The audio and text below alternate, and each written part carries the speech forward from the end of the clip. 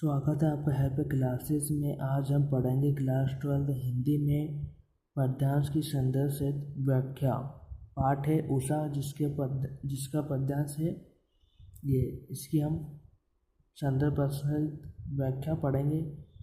पाठ का नाम है उषा। इसके जो रचयिता हैं उनका नाम है शमशेर बहादुर सिंह। तो आइए वीडियो शुरू करते हैं। प्रातः नभ था बहुत नीला शंख जैसे, भोर का नभ राग से लिपा हुआ चौका, बहुत काली सील जरा से लाल केसर से कि जैसे धुल गई हो, स्लेट पर या लाल खड़िया चाक मल दी हो किसी ने, नील जल में या किसी की गौर झिलमिल देह जैसे हिल रही हो, और जादू टूटता है इस उषा का, अब सूर्योदय हो रहा है। संदर्भ है प्रस्तुत पंक्तियाँ हमारी पाठ्य पुस्तक आरोह के पाठ उषा से अवतरित है। इसके रचयिता शमशेर बहादुर सिंह जी है। ठीक है। प्रसंग नए बिंबों एवं नव प्रतीकों के प्रयोग। धर्मा प्रकृति के कुशल चितेरे कवि शमशेर बहादुर सिंह के प्रस्तुत पद्यांश में उषा काल में आकाश में होने वाले परिवर्तनों का मनोहारी चित्रण किया है। उन्होंने जो उषा काल में जो परिवर्तन होता है उनका वर्णन किया है सुंदर। कवि ने सूर्य की किरणों की तुलना किसी गोरी काया वाली सुंदरी से करते हुए प्रातः काल का सजीव चित्रण किया है। ठीक है, यह प्रसंग में हो जाएगा। उसके बाद व्याख्या में आपको लिखना है। उषा काल में आकाशीय दृश्य का वर्णन करते हुए कवि कहता है कि प्रातः काल आकाश का रंग सागर से निकले जीवित शंख की तरह नीला होता है। किसकी तरह? सागर से निकले जीवित शंख की तरह।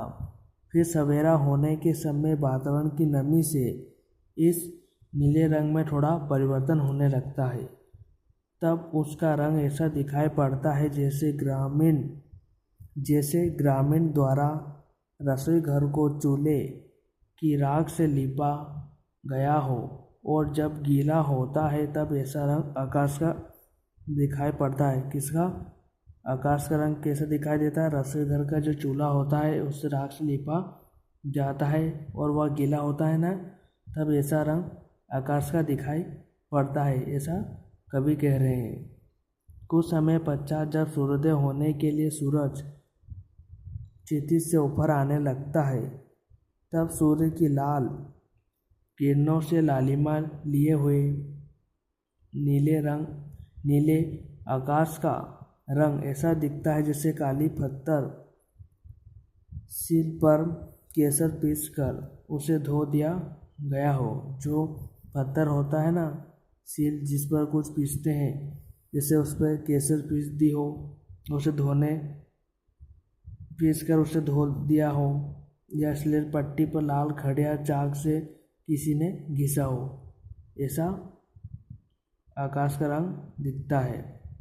कुछ क्षणों के पश्चात सूरज अपने पूरे आकार में ऊपर आने लगता है, तब सूर्य की स्वर्णिम आभा ऐसे चमकती है जैसे कोई गौर वर्ण का मानव सागर के नीले जल में स्नान कर झिलमिलाता है। इसके साथ ही पूर्ण रूप से सूर्योदय हो जाता है और कवि का प्रकृति के इस जादुई परिवर्तन से भ्रम टूट जाता है। तो कवि ने बहुत ही सुंदर प्रकृति का यहाँ पर वर्णन किया। मतलब सूर्य किस प्रकार दिखता है, उसका मनोहारी चित्रण क्या है, वही इसमें बताया गया है पद्यांश में, और उसी की व्याख्या की है। तो आज की वीडियो में इतना ही। धन्यवाद।